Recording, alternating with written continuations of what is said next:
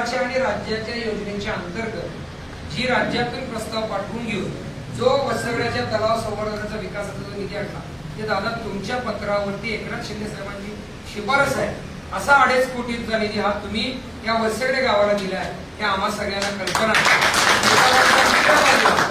पाणी आम्ही आणलं पाणी तुम्हाला दिलं पण ती योजना सांगत नाही पण आम्ही ठामपणे आमच्या नेत्याचं नाव सांगतो हर घर जल हर घर नल।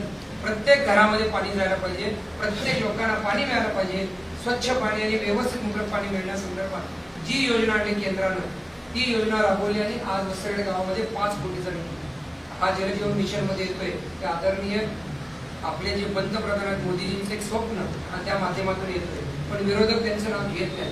योजनेचं नाव तुम्ही वसगडेकरांनी जाहीर विचारा ते सांगतात का बघू। राज्य सरकारचा थोडासा हिस्सा पण जवळजवळ 80% 90% हिस्सा हा केंद्राचा आहे। त्यामुळं आदरणीय देशाचे पंतप्रधान मोदीजी आपल्या सगळ्या माणसांना कुठल्याही बाबतीत कमी पडले नाही।